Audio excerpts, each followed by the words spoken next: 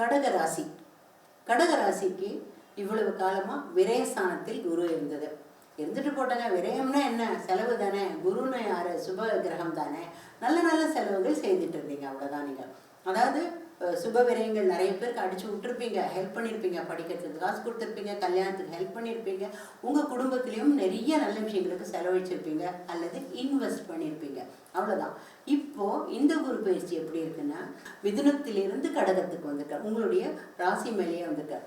ஐயோ ஜென்மகுரு இது நல்லது இல்லை அப்படின்னு யாரேனும் சொன்னாங்கன்னா, பொதுவாக ஜென்மகுரு நல்லது இருக்கு இல்லைன்றது ஒரு ஆர்குமெண்ட்டை விட்டாலும், இந்த முறை ஜென்மகுரு குரு தன்னுடைய உச்ச வீட்டுக்கு வந்து, கடகம் தாங்க பெஸ்ட் ஹவுஸ் குரு பகவானுக்கு, அந்த வீட்டுக்கு வந்திருக்கிறதோட அவர் பார்க்கும் இடங்கள்லாம் அவ்வளோ அற்புதமாக இருக்குது. உங்களுடைய ஜென்ம குரு என்ன பண்ணுவார்னா, உங்களுடைய சிந்தனைகளை நல்வழிப்படுத்துவார். அழகான அருமையான நல்ல விஷயங்கள் படிப்பீங்க, பேசுவீங்க, செய்வீங்க.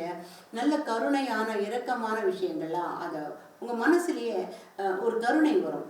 எல்லாம் போயிட்டு போகிறாங்க, பாவம் விட்டு கொடுப்போமே அப்படின்னு தோண ஆரம்பிக்கிறதுனால மனிதர்களோட நல்லுறவு ரொம்ப ஜாஸ்தியாகும், நல்லவர்களின் துணை கிடைக்கும்.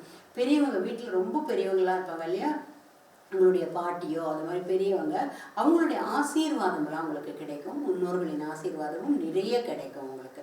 அது ஜென்ம குருவாக இருக்கப்பட்டவர் இவ்வளோ விஷயங்களை தருவார். நல்ல விஷயங்களில் ஈடுபடுவீங்க.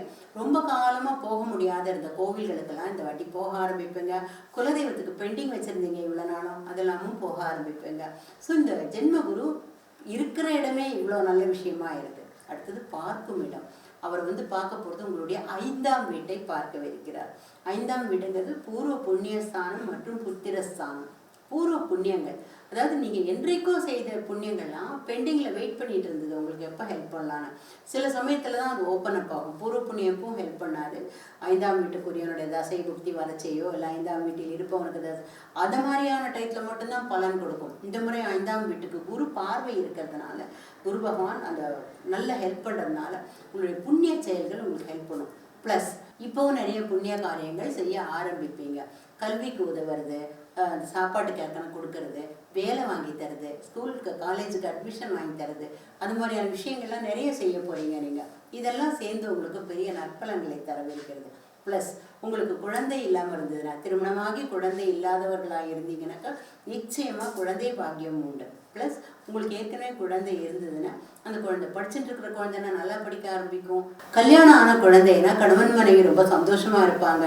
குழந்தைகள் அந்த படிக்கிற குழந்தைங்கன்னா உங்களுக்கு ரொம்ப மேன்மைகளும் ஆசிரியரின் துணையும் உதவியும் கிடைக்கும். வேலை கிடைக்காம இருந்த குழந்தைகளுக்கு வேலை கிடைக்கும். கிடைச்சிருந்தா அந்த குழந்தைகளுக்கு ப்ரமோஷனோ இன்க்ரிமெண்ட்டோ கிடைக்கும். அடுத்தது குரு பார்க்கறது உங்களுடைய 7ஆம் வீட்டு. 7ஆம் வீடு இத்தனை நாள் நீங்கள் கல்யாணம் ஆகாமல் இருந்தீங்கன்னாக்கா உங்களுக்கு நிச்சயமாக திருமணம் நிச்சயமாகும். அடுத்தது உங்களுக்கு உங்களுடைய ஸ்பவுஸ், உங்களுடைய கணவன் அல்லது ஒருவேளை உங்களுக்கு கல்யாணம் ஆகி இருந்தால் உங்களுடைய கணவன் அல்லது மனைவிக்கு மிக நல்ல பலன்களை இந்த குரு பார்வை கொடுக்கவிருக்கிறது. அவங்களுக்கு ஒரு ப்ரமோஷன் கிடைக்கலாம், இன்க்ரிமெண்ட் கிடைக்கலாம், தந்தை வழி தாய் வழி சொத்துக்களில் பங்குகள் கிடைக்கலாம், நகைகள் வாங்குவாங்க, அல்லது என்றைக்கோ எப்படியோ அவங்க இன்வெஸ்ட் பண்ணி வச்சிருந்த பணங்கள்லாம் மேலும் மேலும் அவங்களுக்கு பல்கி பெருகி அவங்களுக்கு வர ஆரம்பிக்கும். அடுத்தது குரு பார்க்கறது உங்களுடைய 9ஆம் வீட்டை. 9ஆம் வீடு அதிர்ஷ்டஸ்தானம் மற்றும் தந்தை ஸ்தானம். அதிர்ஷ்டம் உங்களுக்கு திடீர்னு கை கொடுக்க ஆரம்பிக்கும். நீங்கள் ஒரு கொஞ்ச நாளாக அவ்வளவா அதிர்ஷ்டமாக இல்லாத டைமாக இருந்தது கடந்த ஒரு 2-3 வருஷம். இந்த வருஷம் அதிர்ஷ்டம் நிறைய உதவி செய்யும். நீங்கள் ஓரளவு முயற்சி பண்ணாலே, நீங்கள் ஓரளவு வேலைகள், உத்தியோகம், பிஸ்னஸ் செஞ்சாலே ரொம்ப நல்ல பலன்களை தரும். 9ஆம் வீடு தந்தையும் குறிக்கும். அப்படிங்கிறதுனால தந்தையாருக்கு பெரிய நன்மைகள் வரும், அவருக்கு லாபம் வரும், அவருக்கு ப்ரமோஷன் இன்க்ரிமெண்ட் மாதிரியான விஷயங்கள் வரலாம். அதனால குருவின் பார்வைகள் இந்த வாட்டி ரொம்ப பிரமாதமாக இருக்கிறதுனாலையும், உச்ச குரு தன் வீட்டை பார்க்கறதுனாலையும் கடகராசிக்கு இந்த குரு பயிற்சி மிகச்சிறந்த பலன்களை அளிக்கவிருக்கிறது.